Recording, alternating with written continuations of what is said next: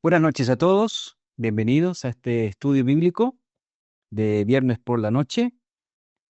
Tenemos el honor de tener a varias personas en este momento, de varios países incluso, de Guatemala, de Panamá, de Chile. Hay personas incluso aquí en Nueva York que están conectados, en Perú también, y obviamente de México. Saludamos a todos los hermanos de México ahí que están saludando en el chat, y también los que están en Teams. Esta reunión está siendo transmitida primeramente por Teams y luego a YouTube. Así que bueno, este es un estudio bíblico y por lo cual quisiera pedirle, ahí tenemos en pantalla al señor, no sé si Gabriel Guzmán podría apoyarnos con la oración de inicio, si me confirma.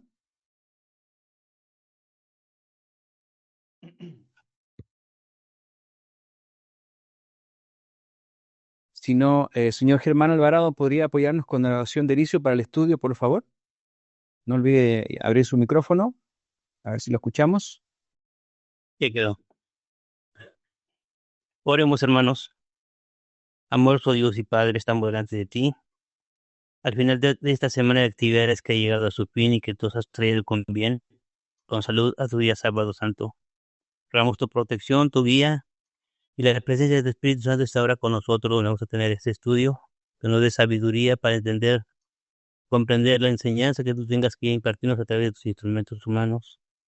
Que bendigas a cada uno de tus hijos en la tierra, que alcancemos todos esa meta maravillosa de llegar a tu reino conforme a tu voluntad.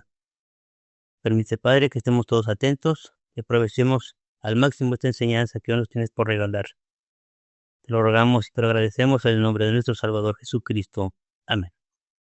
Amén. Muchas gracias.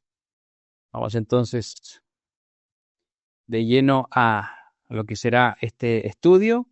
Les saludamos desde la Ciudad de México a todas las personas conectadas.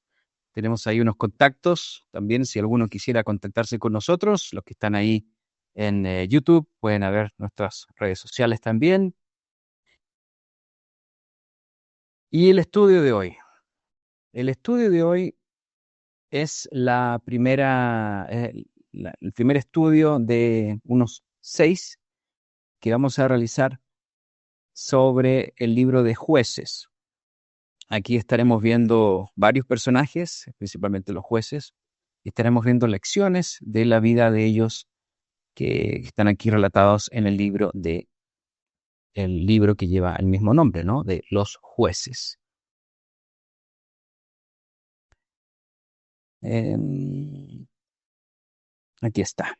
Entonces, el primer estudio, la primera episodio de esta serie es Samgar, espada en la mano de Dios. Vamos a hablar de este juez. No sé si lo han escuchado alguna vez. Es Samgar, el tercero de los jueces, que está descrito aquí en este libro. Voy a estar, denme un segundito, ahí está, ok, Samgar. Y antes de hablar de lleno con este juez, me gustaría hablar un poco de contexto del libro, puesto que este libro es bastante interesante. A mí me gustaría que lo pudiéramos estudiar con un poquito más de tensión a nivel individual. Y solamente vamos a hablar un poco de contexto de lo que ha pasado por Israel hasta este punto. En el contexto tenemos que Israel había salido de Egipto, ya cruzando el Mar Rojo.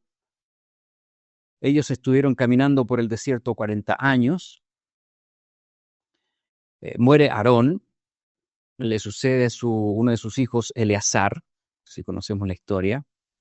Muere también Moisés en estos 40 años. Al final le sucede Josué, hijo de Nun. Ellos entran a la tierra prometida y son liderados por Josué. Entre Josué y el rey Saúl hay aproximadamente 400 años, para más o menos ubicarnos, entre Josué y Saúl, el primer rey, cuando comienza la monarquía en Israel. Y hay 300 años que se consideran entre el primer juez, que es Otoniel, y Sansón, el penúltimo, son 300 años, porque después el último en realidad fue también Samuel, el primer profeta. Se marca el inicio de esta época con la muerte de Josué, esta época de los jueces. Y eso ocurrió en el año 1378 a.C. Israel ya dentro de Canaán. Es importante también considerar que la capital de la nación no era Jerusalén, sino que Silo, una ciudad antigua, muy importante, donde se encontraba el tabernáculo y el sacerdocio. Hay un versículo que describe la situación generalizada del libro de los jueces, y lo podemos encontrar en Jueces 21. Si me acompañan a Jueces 21, vamos a estar leyendo varios versículos aquí. Jueces 21 y versículo 25, que es les digo, casi al final del libro. Jueces 21-25 dice, es el último versículo del libro, dice: en estos días no había rey en Israel, cada uno hacía lo que bien le parecía. Entonces, este libro habla de cómo Israel estuvo muy alejado de Dios, y hay un ciclo que vamos a comentar al ratito. Es bastante oscuro, es un libro bastante oscuro. Ocurren cosas como complejas y como que uno se rasca la cabeza diciendo, bueno, ¿qué pasó aquí realmente? Pero dentro de toda esta oscuridad, dentro de todo lo que podemos leer en estos 21 capítulos, hay algo que destaca por sobre todo, que es la misericordia de Dios. O sea, brilla muchísimo en este libro tan oscuro. Dios aquí levantó individuos que liberaron a Israel de la opresión de sus enemigos. Y Dios muestra cómo Él es un ser fiel al pacto hecho con los padres de esta generación del desierto. Dios no los dejó a pesar de todo lo mal que ellos hicieron. De todos los jueces que hay, quiero que abran sus micrófonos en Teams y me digan brevemente cuál es el juez que usted inmediatamente puede asociar, o a cuál de ellos usted se acuerda, de alguna historia o solamente el nombre. Díganme ahí en La regla. Sansón. Sansón, la historia de Sansón y la de Débora. Ok, Sansón y Gedeón. Débora. Gedeón por allá, otro más. Son prácticamente como los que más se hablan, ¿no? Son las historias más interesantes, las que se ilustran para los niños, las que se relatan en los libros y donde sacamos muchas lecciones. Bueno, por ahí también puede ser Jefté. El primero Dígame. que fue Josué. Josué. Josué, Bueno, ¿quién Josué es? no es Moisés. considerado dentro de los jueces. Él Oh, vino desde del desierto a la tierra de Canaán, entonces él los ingresó a la tierra de Canaán. Estamos hablando de cuando él muere, Josué, como lo dije en el principio, pues ahí empiezan los jueces. Pero bueno, gracias por el comentario de todas maneras. Iniciamos entonces una serie de estudios bíblicos con uno de los jueces que podríamos llamarle, entre comillas, menores, porque solo es mencionado 2 veces de las Escrituras. Vamos a leer entonces esta interesante historia del juez en Israel llamado Samgar. Samgar. Y extraigamos las ricas lecciones que Dios plasmó en este tiempo con este juez. El título del estudio es Samgar, espada en la mano de Dios. Espada en la mano de Dios. Vamos a Jueces 2:16. Obviamente vamos a estar leyendo varios versículos del libro de Jueces. Jueces 2:16. Dice: y el Eterno levantó jueces que los librasen de mano de los que les despojaban. Jueces. ¿Qué nos imaginamos con la palabra jueces o un juez? Probablemente como todo ser normal y por el uso que le damos a esa misma palabra, al concepto, nos imaginamos quizás una persona con funciones judiciales sobre un pueblo bien organizado. Eso podríamos hacer una asociación con la palabra juez. Bueno, primero que todo, Israel se encontraba bastante fragmentado.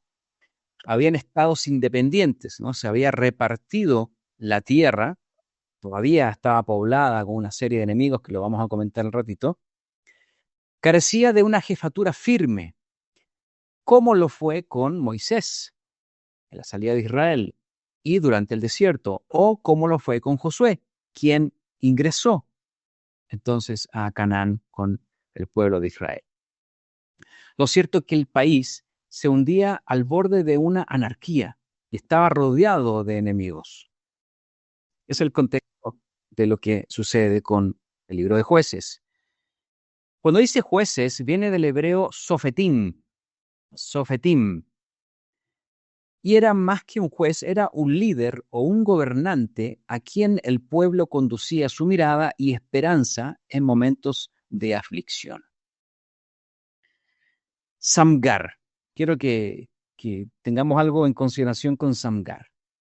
La palabra Samgar, en hebreo, significa espada. Espada. Y recordemos eso, ese concepto, esa figura, esa imagen, esa ilustración de Samgar con una espada. Es un elemento militar. Samgar, hijo de Anat, es el tercer juez de Israel. Y quisiera mostrarles yo una lista de los jueces que está aquí a mi costado. Y está cada uno de sus nombres, desde Otoniel hasta Sansón y Samuel, considerado el último juez y primer profeta. Y estamos hablando del tercer juez, Samgar. Están sus referencias a un costado, la columna de un costado, para que nos encontremos bien, nos posicionemos bien en la historia de estos 12 jueces. ¿Ok? Ahora, tenemos el listado de los jueces y también me gustaría mostrar algo muy interesante que ocurre con el libro de Jueces. Hay varias maneras de interpretar este ciclo y la siguiente es la manera que en lo personal se me hace más simple y sencilla de comprender. Tenemos el ciclo de los jueces. Tenemos el ciclo de los jueces. ¿Qué ocurre? Hay un patrón de conducta a lo largo de la historia de este libro y que se repite incluso 7 veces y se vuelve a repetir y se vuelve a repetir, donde primeramente podemos ver paz y seguridad o un momento tranquilo, un momento neutro, que no es muy relatado en el libro, pero tuvo que haber ocurrido entre un proceso y otro. Ese es el punto número 1, es una paloma que está aquí en la figura, como pueden ver. Luego que está ese momento de seguridad, viene la desobediencia del pueblo de Israel. Israel rechaza a Dios y se vuelve para seguir a otros dioses. Por eso dice, hacían lo que bien les parecía. Entonces hay una desobediencia, caen en la idolatría, hay un corazón roto como imagen ahí, luego continúa el ciclo y vemos unas consecuencias y el castigo. Viene la opresión por los enemigos. Hay muchos enemigos de Israel dentro de esta tierra de Canaán.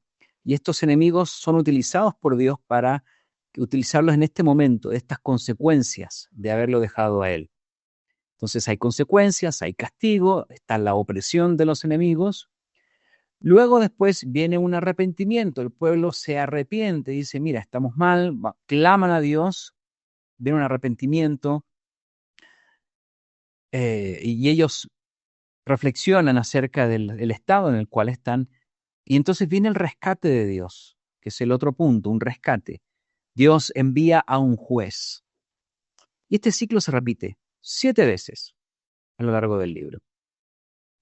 Y vuelven a paz y seguridad y vuelven a desobedecer. Vienen las consecuencias, viene otro arrepentimiento, viene el rescate de Dios, viene tranquilidad y luego viene la desobediencia y así. Es un ciclo repetitivo y interesantemente cada vez en cada ciclo como que caen más profundo en ese sentido de la moral y alejamiento de Dios.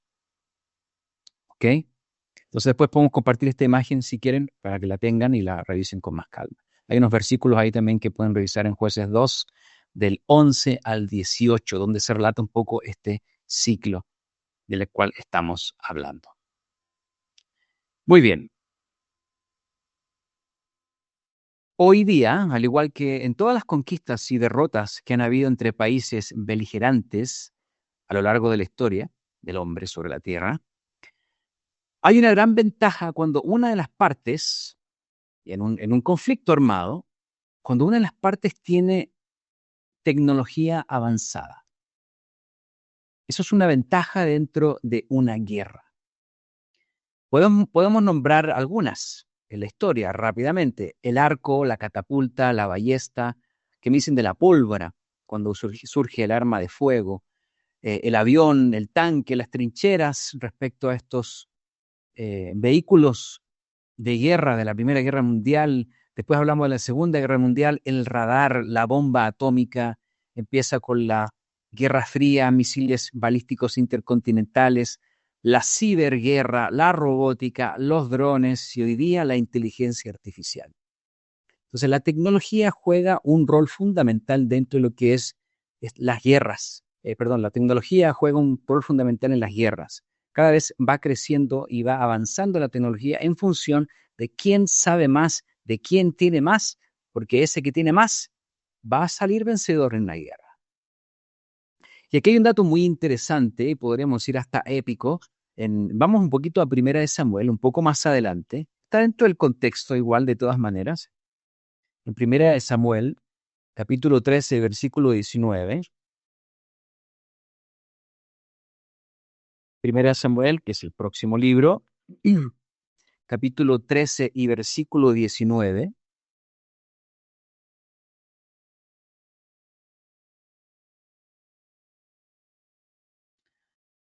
Menciona lo siguiente, dice, y en toda la tierra de Israel no se hallaba herrero, atención, porque los filisteos habían dicho para que los hebreos no hagan espada o lanza.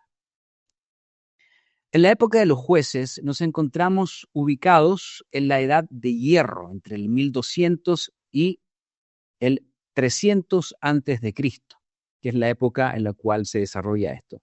Venimos de la edad de piedra, 3800, la edad calcolítica, que es el cobre con la piedra, del 3800 al 3200. Luego avanzamos a la edad de bronce, que es el cobre y el estaño, del 3200 al 1200 antes de Cristo. Y luego tenemos la edad de hierro. El pueblo de Israel hasta aquí solo sabía fraguar, mezclar el bronce, que es el cobre y el estaño, pero ellos no sabían acerca del hierro. Sus enemigos, los eteos, mantenían este proceso del hierro en secreto, y ellos vendían a sus aliados, los cananeos y los filisteos, esta tecnología, pero no se la vendían a Israel. Y cuando estaba yo estudiando esto, me acordé, no sé si ustedes por ahí, si son fanáticos de los Avengers, ¿qué pasaba con Pantera Negra y esta Wakanda Forever, donde se podía encontrar este elemento, el vibranium, que era un elemento, era el metal más fuerte del mundo, y el que lo tuviera iba a tener, el escudo del Capitán América estaba hecho de esto, ¿no? Es bastante sólido. Obviamente es una cosa ficticia, pero me recordó un poco a lo que pasa en esta película y quizás la inspiración estuvo aquí en las escrituras de lo que ocurre en este momento. Jueces 4.3, Vibranium se llamaba el elemento. Jueces 4.3. Un poquito más atrás.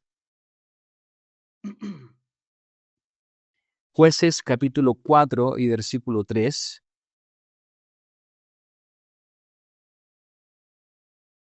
Dice, entonces los hijos de Israel clamaron al Eterno porque aquel tenía 900 carros errados y había oprimido con crueldad a los hijos de Israel por 20 años. Esto es un poquito más adelante de Samgar, un poquito más adelante. Ese es el tiempo de Débora y Barak, para que nos pongamos también en el contexto. ¿Por qué comento esto?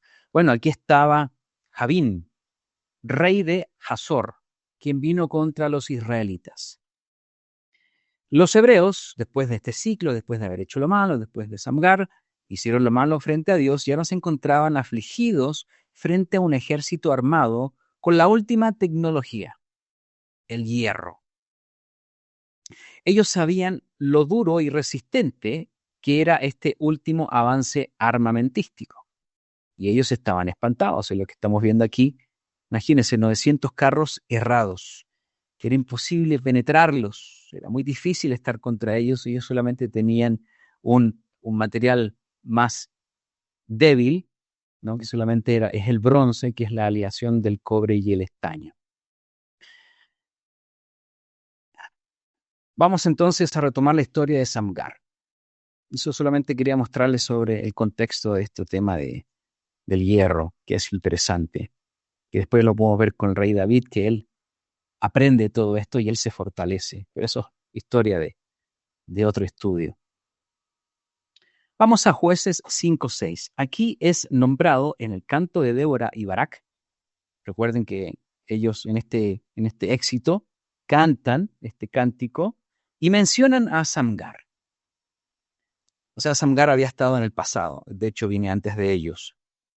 El versículo 6 menciona: en los días de Samgar, hijo de Anat, en los días de Jael, quedaron abandonados los caminos, y los que andaban por las sendas se apartaban por senderos torcidos. ¿Qué es esto? Bueno, para hacerlo más ilustrativo, ¿qué sucede aquí en México? ¿Qué sucede en México en la parte del norte, en la parte del sur? En realidad, en cualquier parte del país puede ocurrir. Hay ciertas rutas en este país que sencillamente no se deben tomar de noche por la inseguridad. E incluso algunas ni siquiera se sugiere en ocasiones transitar de día. ¿Por qué? Porque hay inseguridades, hay gente que se cree dueña de todo, detienen los vehículos, detienen los camiones, roban, etcétera, etcétera. Y me refiero al crimen organizado. Eso es algo muy lamentable que ocurre dentro de México, y no solamente en México, sino que en otros países de Latinoamérica y otros países en el mundo. En los tiempos de Samgar, que es lo que está diciendo aquí en este cántico de Débora, en los tiempos de Samgar, los caminos principales estaban tomados por los enemigos de Israel. No había paz. No había paz. La opresión de los filisteos, quienes eran sus enemigos directos, era tan intensa y estaba por todos lados que los hebreos estaban acobardados. Y ellos no podían tomar las rutas principales porque eran caminos inseguros. Ahí los agarraban los filisteos. Solo podían tomar los caminos retorcidos, es decir, los caminos paralelos que iban por aquí y por allá, solamente tomaban esos caminos. Eso es lo que nos está diciendo aquí, que andaban por las sendas de apartar, se apartaban por senderos torcidos, por senderos torcidos.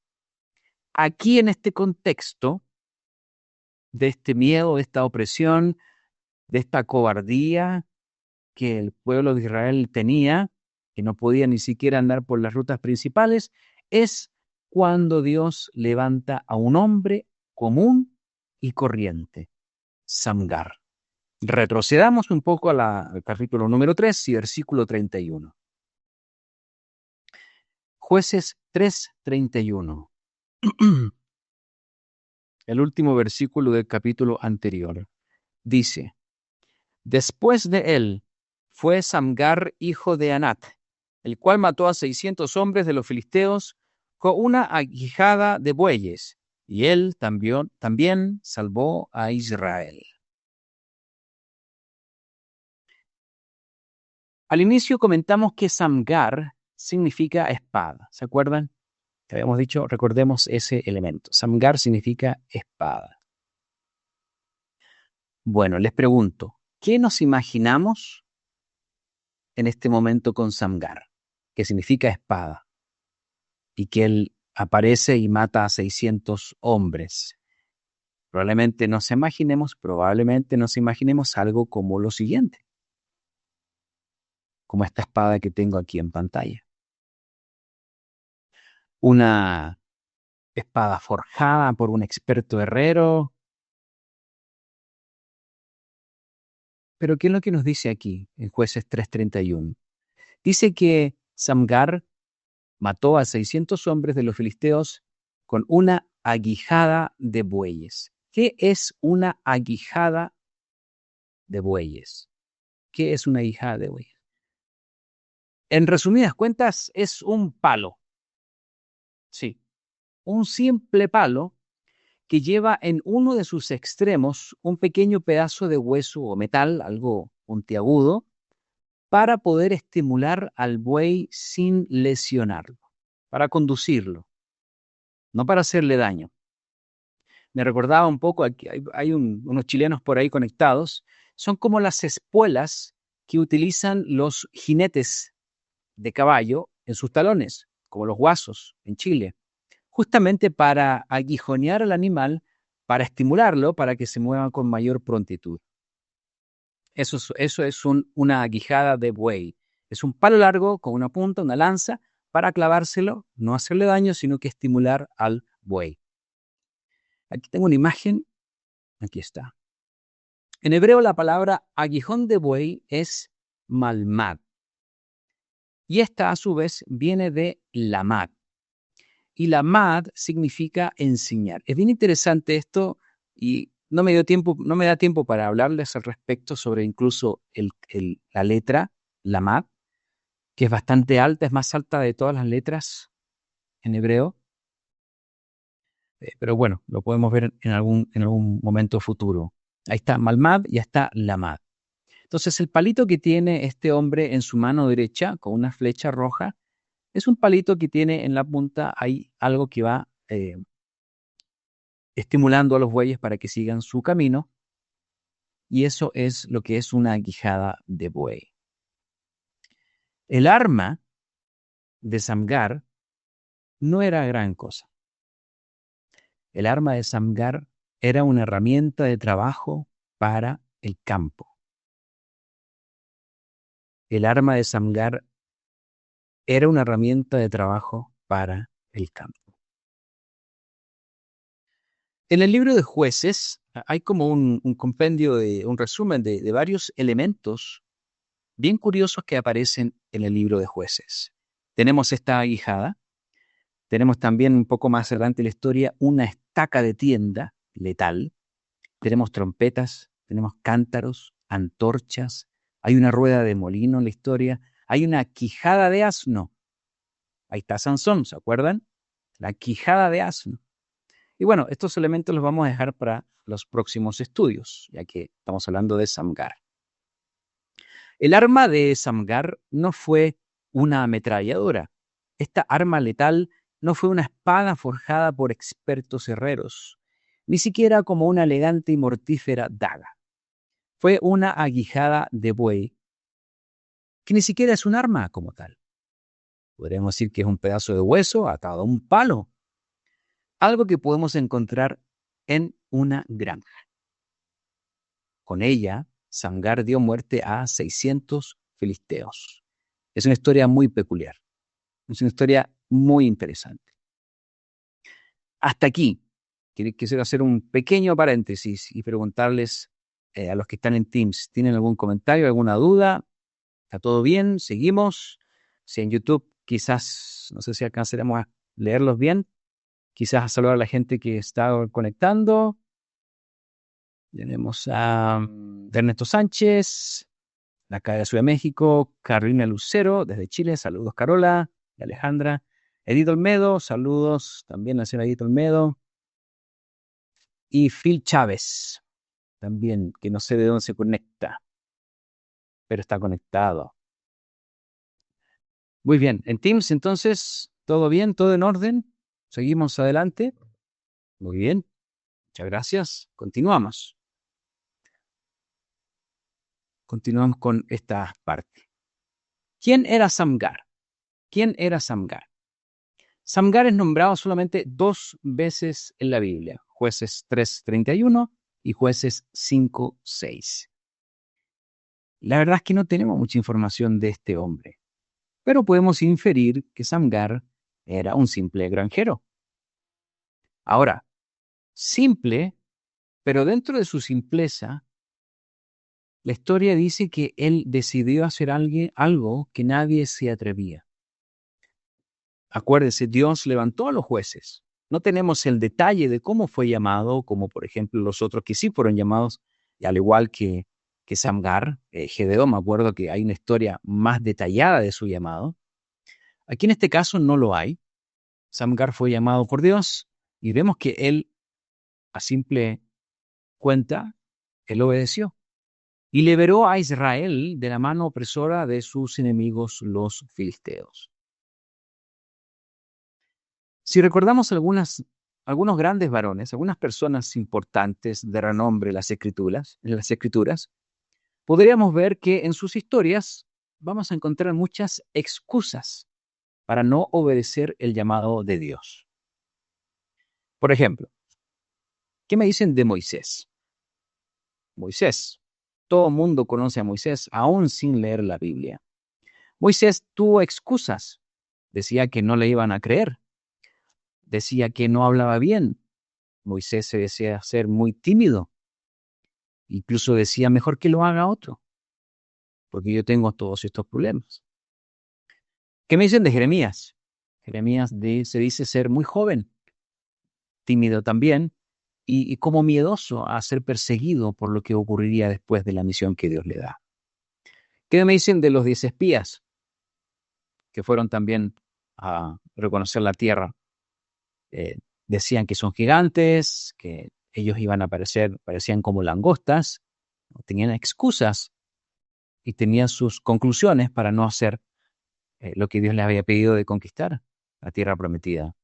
¿Qué me dicen de Jonás? No quería ir a Nínive, se fue a otro lugar, huyó de Dios, conocemos la historia. Incluso Gedeón, un juez de esta historia o del libro de los jueces, dijo que no tenía con qué, era muy pobre para atender el llamado de Dios. Samgar. ¿Qué leemos de Samgar? No leemos ninguna excusa. Pero hagamos un juego. Les pido a la gente de Teams, si por el chat o por el audio hablan libremente, ¿qué excusas podría haber manifestado Samgar? Vamos a especular, ¿no? O vamos a inventar un juego. ¿Qué tipo de excusas podría haber inventado Samgar? ¿Alguno se le ocurre? Sí, que no tenía experiencia en la guerra. No tenía experiencia en la guerra. Muy bien, gracias Raquel. ¿Algún otro por ahí? Que tampoco tenía armas. No tenía armas. Muy bien. Vamos, ¿qué más? Lo que más se nos hace fácil es inventar excusas, ¿no? Creo que es una de las cosas más fáciles que se nos da. Creo que podemos inventar muchas más. Que cómo por ejemplo, cómo le iban a hacer caso si era un granjero. ¿Cómo le iban a hacer caso si era un don nadie? ¿No? Muy bien, no era conocido por nadie. No provenía de una familia de renombre. Podría haber dicho que tenía miedo. No era un soldado. Podría haber dicho, no tengo tiempo. Tengo que arar la tierra. Tengo mis bueyes. Estoy ocupado. Es hijo de Anat, dice Gabriel Guzmán. Hijo de Anat. ¿Quién era Samgar? Hijo de Anat. Pero no es una familia a la cual podamos darle un seguimiento. Una familia importante. Entonces, como seres humanos, muchas veces se nos es muy fácil buscar o reunir excusas para no hacer cierto tipo de cosas. En la historia, lo poco que vemos de Samgar es que él obedeció el llamado de Dios sin importar el estado económico en el cual se encontraba. No era un hombre rico, sin importar que sea una persona desconocida. Y como también se mencionó, sin que él haya tenido una experiencia militar previa. Él no fue entrenado para la guerra. Estos momentos eran tiempos desesperados. Y como tal, la medida que se tomó fue también desesperada. Sin embargo, fue Dios quien levantó a este juez. a este juez llamado Samgar. ¿Qué lecciones podemos hablar de aquí, de este juez, con solo 2 versículos? Tengo 4 lecciones. 4 lecciones. La primera, que tiene que ver un poco con lo que ya estamos encaminándonos. Lección número 1. Acción inmediata. Acción inmediata. Esta historia nos enseña que cuando Dios llama, hay que responderle. Independientemente si no es el mejor momento para hacerlo. Quizás vamos a ser los únicos, o quizás vamos a contar con mucha gente. ¿Con quién contó Samgar? ¿Quién estuvo luchando con él? No se nombra a nadie. Samgar fue el único que estuvo haciendo esto. Estaba completamente solo, no tuvo ejército, no tuvo amigos, no tuvo familiares quienes lo apoyaron. La acción que nosotros tomemos frente al llamado de Dios, al llamado a servir, al llamado a obedecerle, o cuando entendemos sus verdades, no debe estar sujeto al momento ideal para hacerlo.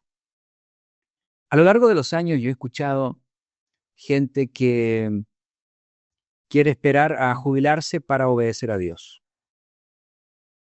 Más de alguna persona. Una vez que están jubilados, entonces le obedeceremos a Dios. Una vez que termine la universidad, le voy a obedecer a Dios. Una vez que termine la prepa, le voy a obedecer a Dios. Una vez que termine el kinder, estoy exagerando, ¿no? Pero siempre uno le va buscando, mira, cuando el próximo año, ahí como que ya le voy a empezar a hacer caso a Dios. Entonces el momento es ahora, la acción es inmediata.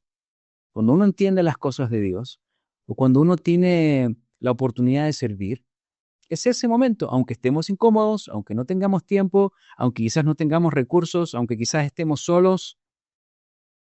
La historia de Samgar nos cuenta eso. La acción es inmediata. Y la escasez de los detalles en su historia nos da a entender que Samgar reaccionó inmediatamente apenas Dios lo llamó. Porque era una medida desesperada que con un arma de la granja dio muerte a 600 filisteos. ¿Cómo habrán quedado los filisteos después de eso? Entonces, la lección número 1 es que la acción debe ser inmediata. Lección número 2. Lección número 2. Usar las cartas que tenemos. Un poco parecido. Excusas que podríamos llegar a presentar frente al llamado de Dios. No sé, podríamos decir, la verdad es que yo no soy muy bueno para eso, prefiero no hacerlo. O la verdad, me gustaría ser más experto, o me gustaría tener más gente que me apoyara para poder hacer algo, porque así me puedo apoyar. Todos tenemos algo que poder hacer en la obra de Dios, en la iglesia, hoy día. Por muy leve que se vea el servicio, el trabajo, el voluntariado, el apoyo a la iglesia, hay que aferrarse a eso, a ese poquito, y hay que ser fiel a ese poquito, aunque sea poco. ¿Qué es lo que nos dice Mateo 25:23? Voy a citar una parte. Esta es la parábola de los talentos. Sobre poco has sido fiel, sobre mucho te pondré. Entra en el gozo de tu Señor. Entonces, no se trata de cuantificar cuánta responsabilidad tenemos hoy día para ser mejores o no cristianos en el tiempo presente. Se trata de ser fieles, se trata de atender, se trata de hacer lo que podamos hacer con lo que tenemos que hacer en el momento en que lo tenemos que hacer. Y no esperar, y no seguir esperando, y no seguir esperando. Porque el tiempo pasa y las oportunidades de servir, las oportunidades de crecer, las oportunidades de mostrar lo que hay en nuestro corazón a Dios, principalmente a Él, pasan. Por eso esta segunda lección es usar las cartas que tenemos. Quizás no somos los mejores, pero hay que hacerlo, porque cada uno de nosotros forma parte del cuerpo de Cristo y todos podemos y tenemos que hacer algo para edificarnos mutuamente. Acompáñeme a un principio que está muy bien aquí en complemento con esta historia y esta lección de Samgar. En Efesios 4:16, dejen un dedo acá en Jueces. Vamos a Efesios 4:16, un capítulo bastante conocido.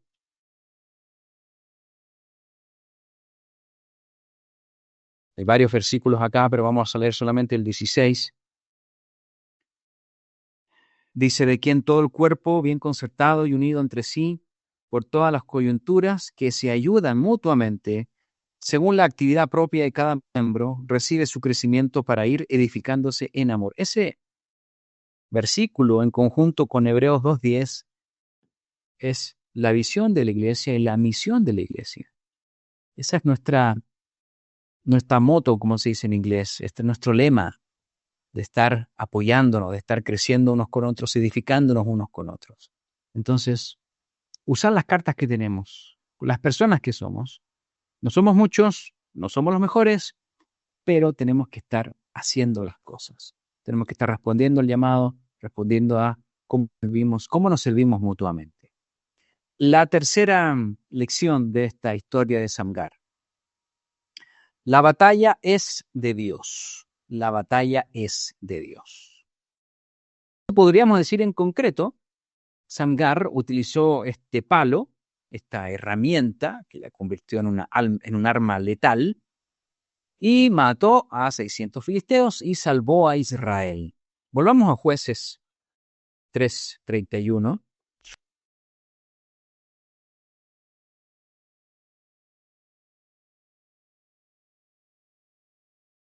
Jueces 3:31, después de él fue Samgar, hijo de Anat, el cual mató a 600 hombres de los filisteos con una ijada de bueyes, y él también salvó a Israel. Pero, atención, ¿quién realmente fue el autor de esta campaña exitosa?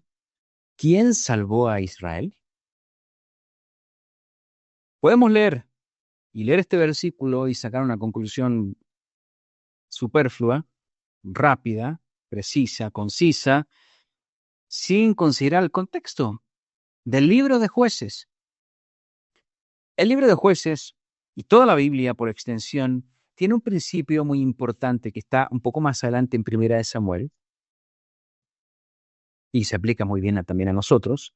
Primera de Samuel 17, 47, Primera de Samuel capítulo 17, versículo 47,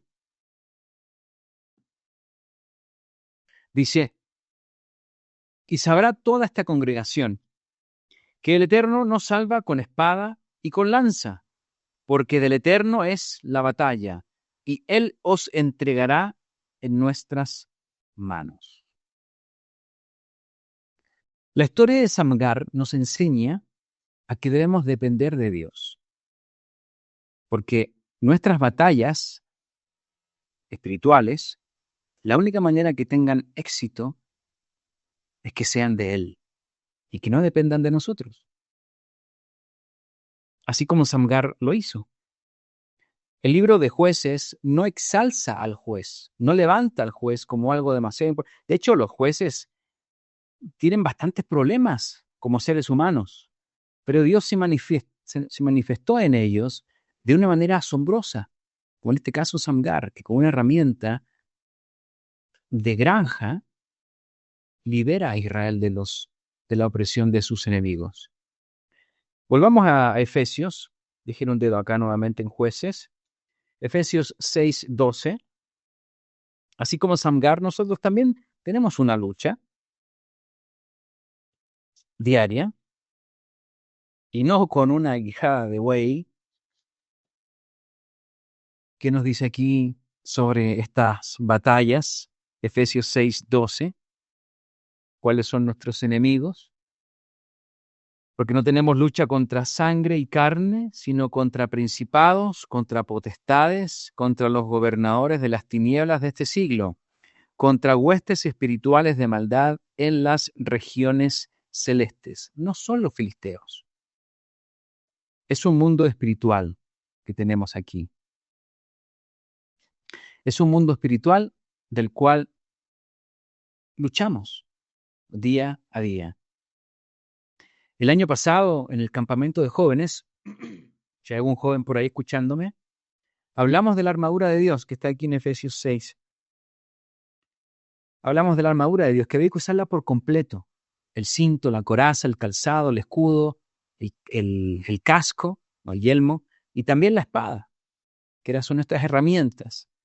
Y ahí hay un tema bien interesante que se puede hablar también, ¿no? Efesios 6, 18 al 19 dice de cómo se usa esta armadura. Dice, orando en todo tiempo, con toda oración y súplica en el Espíritu, y velando en ello, con toda perseverancia y súplica por todos los santos. Y por mí, hablándole Pablo a los Efesios, a fin de que al abrir mi boca me sea dada palabra para dar a conocer con denuedo el misterio del Evangelio. Ahí está la espada. Entonces, orando con ese enfoque de estas batallas espirituales que enfrentamos día a día. Y es una batalla, es una buena batalla. Que Pablo le decía a Timoteo, pelea la buena batalla de la fe. Eso está en 1 Timoteo 6, 12. Echa mano de la vida eterna, a la cual asimismo fuiste llamado, habiendo hecho la buena profesión delante de muchos testigos. Entonces, punto número 3, la batalla es de Dios, no es nuestra. Hacemos nuestra parte, pero el éxito, el poder viene de Él y es gracias a Él que podemos salir airosos. La cuarta lección que vamos a extraer de la historia de Samgar es que tenemos que entonces que obedecer sin miedo. En Lucas, capítulo 1, tiene varios versículos, el capítulo 1 de Lucas. Leamos el capítulo 74 de Lucas 1.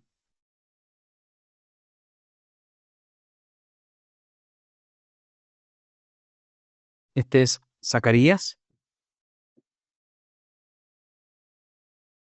Y dentro de sus canto o poesía de agradecimiento a Dios, en el versículo 74 dice que librados de nuestros enemigos, sin temor le serviríamos en santidad y en justicia delante de Él todos nuestros días. Si de Dios son las batallas y somos liberados del pecado, no deberíamos servir con miedo, no deberíamos estar temerosos, porque Dios es el que lleva esas batallas. Al contrario, como dice incluso Efesios 6:10, deberíamos fortalecernos en el Señor con el poder de su fuerza. Y a propósito de ese es el tema que viene muy cerquita ahora de Pentecostés, con el poder de su fuerza. No hay que tener miedo para obedecerle, no hay que temer a lo que vaya a ocurrir, atendiendo su llamado. Hay gente que es llamada a la iglesia y temen, y los temores pueden ser varios. Puede temer a la esposa, al esposo, a los hijos, a los padres, puede temerle a un jefe, puede temerle al barrio, puede temerle al que dirán, pueden temerle muchas cosas. Pero no hay que temer, debemos ser hacedores de la palabra y no solamente oidores olvidadizos. Romanos 1:23 nos habla acerca de esto, de no ser solamente oidores, sino que hacedores. Santiago 1:22 también nos habla de esto. Y nos hablan también Santiago 2:20 que debemos demostrar de manera externa nuestra fe. ¿Cómo demostramos nuestra fe externamente? Bueno, a través de las obras, a través de los hechos. No puede haber una fe sin obras, sin hechos.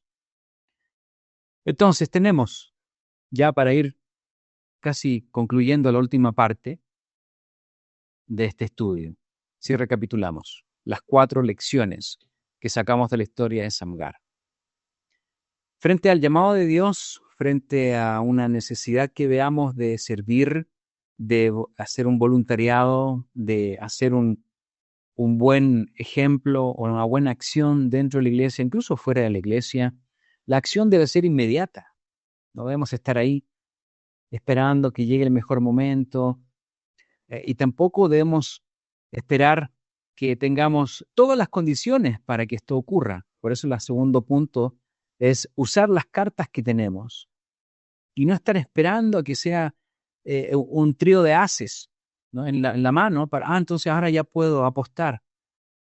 No se trata eh, de eso, sino que se trata que las cartas que uno tiene, de acuerdo a las condiciones, de acuerdo a las circunstancias, de acuerdo a las personas con las cuales uno se rodea, hay que usar eso, porque Dios a través de eso nos hace algo mejores y hace los milagros. Punto número 3 es recordar y considerar que la batalla es de Dios, no es nuestra, no es gracias a nosotros, no es gracias a nuestro esfuerzo. Es inverosímil concebir que un simple granjero con una ahijada de bueyes haya dado muerte a un hombre o a 600 hombres, mucho peor. No tiene sentido, por lo que es ilógico, ni siquiera tenía un armamento como tal. Entonces, ¿qué ocurrió aquí? Bueno, la batalla es de Dios. Él hizo su parte, él obedeció en el momento que tenía que hacerlo y Dios hizo todo el resto del milagro. Y se demostró la misericordia de Dios en Samgar, la espada. Y la cuarta lección es, debemos obedecer sin miedo, no tener ese miedo que hay de obedecerle a Dios por algo malo que vaya a ocurrir o algo que tengamos, queremos alejarnos para que no nos ocurra, como algunas personas, e incluso la Biblia o grandes hombres tuvieron, que tenían miedo de obedecerle a Dios. Samgar lo que hizo fue ser llamado y él inmediatamente está escrito que dio muerte a los 600 filisteos. Entonces no está escrito que él haya vacilado o dicho, no puedo porque tengo miedo. Obedecer, entonces, sin miedo, que es lo que hizo Samgar. Entonces, como conclusión, este libro de Jueces, un libro bastante interesante, a esta historia de Samgar. En general, el libro de Jueces no se va a enfocar en los líderes necesariamente, o en los gobernantes y jueces. Se va a enfocar en Dios. Dios es el que está detrás de todo esto.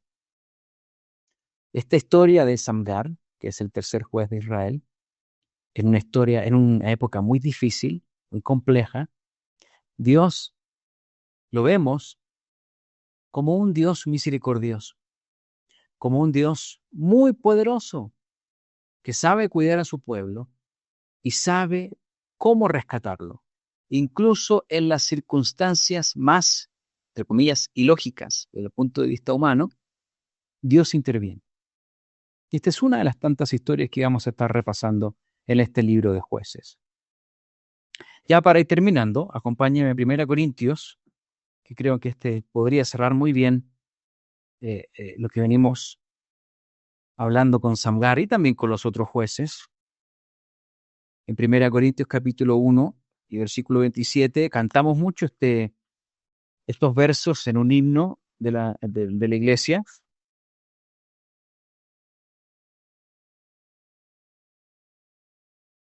Ese que canta no a muchos sabios llama a Dios. Aquí en 1 Corintios 1:27 dice, sino que lo necio del mundo escogió Dios para avergonzar a los sabios, y lo débil del mundo escogió Dios para avergonzar lo fuerte. Creo que eso encierra muy bien el concepto de esta historia de Samgar y la podemos aplicar perfectamente a cada uno de nosotros, que luchamos una vida compleja día a día, es una vida espiritual, como nos habla en Efesios, pero tenemos que acordarnos que la acción nuestra de obediencia es inmediata, que debemos hacer lo que podemos hacer con lo que tenemos y el momento en que lo tenemos que hacer, esas cartas que tenemos, usarlas, recordar que la batalla es de Dios, no es nuestro éxito, es Él el que nos libera, y debemos obedecer sin miedo, no tener miedo a obedecer a Dios. No tener miedo a lo que vaya a ocurrir cuando obedecemos a Dios. Porque lo único que puede ocurrir es bendición tras bendición. Ahí está Deuteronomio cuando habla de las maldiciones y las bendiciones, un libro como antecedente o previo a Jueces. Dios se lo dijo a su pueblo. ¿Quieres que te vaya bien? ¿Quieres que la vida se te alargue aquí en la tierra? Aquí están mis leyes, mis estatutos, mis testimonios. Guárdalos para que te vaya bien. Si no, tendrás maldiciones, tendrás consecuencias. Y ahí está el ciclo repetitivo del libro de Jueces, que viene una y otra vez y se repite exactamente 7 veces. Entonces, con eso concluimos este estudio. Es mi deseo que haya sido de provecho para todos.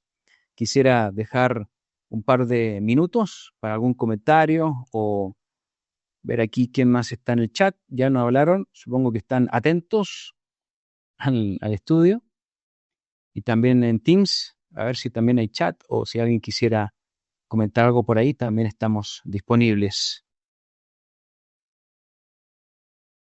Yo sí quisiera comentar algo que estuve leyendo y me llamó la atención es eh, que así como Israel desobedeció las instrucciones que Dios le dio que eliminaran a los pueblos de la tierra a la cual Él les iba a dar y que dejaron vivos a los cananeos, a los jebuseos, a todos los que estaban ahí alrededor y se mezclaron con ellos, pues muchas veces Dios nos llama a entrar, vivir en el mundo, pero salir de él. ¿Cuántas veces no hacemos lo que Él nos instruye y que pues tenemos consecuencias y a veces pues nos quejamos o nos dolemos, pero pues, o sea, Dios nos da instrucciones muy claras. Entonces, pues yo llevo ese paralelismo de lo que les sucedió a ellos a lo que nos puede suceder o a veces nos sucede a nosotros.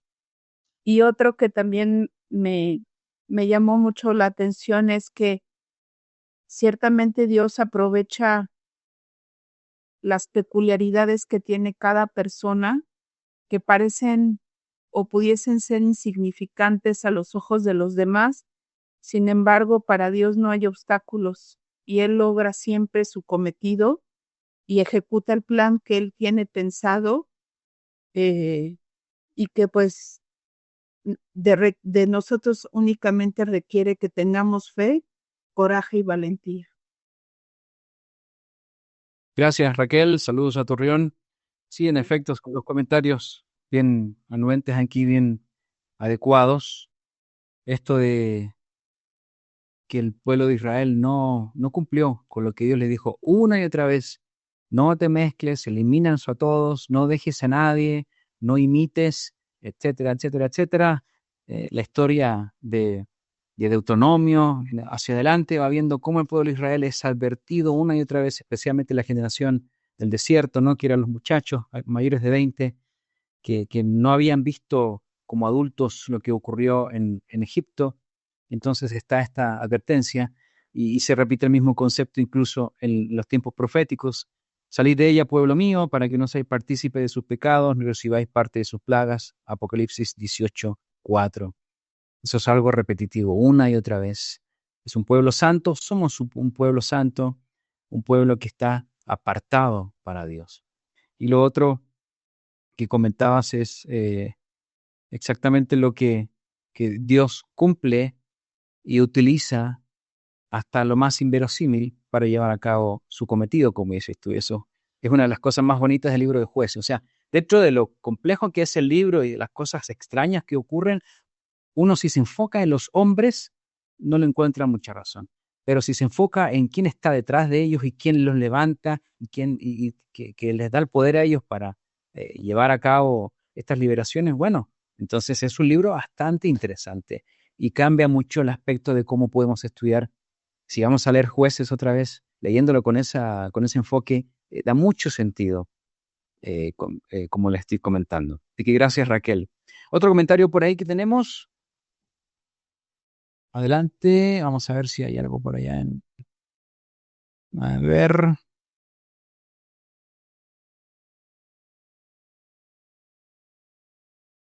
No le entiendo a Geraldo Alonso que dice, ¿quién cuidará de mi ganado? Perdón, pero no lo entiendo. Gracias, José Abelardo, por sus palabras. Gracias también, Loreto, y también gracias, Edith Olmedo. No son preguntas, sino que son eh, comentarios positivos, así que muchas gracias. Bien, les cuento que son las 10 de la noche en punto y como iniciamos a las 9 en punto, vamos a terminar la transmisión por YouTube en este momento. Y los que quieran quedarse en Teams para seguir conversando a un nivel más privado, lo pueden hacer. Si estaban en YouTube, pueden irse a Teams. Los invito a seguir conversando unos minutitos más. Y los que ya se quieren acostar o ya es muy tarde para algunas áreas, les deseo una bonita noche. Terminamos este estudio de hoy, Samgar, espada en la mano de Dios.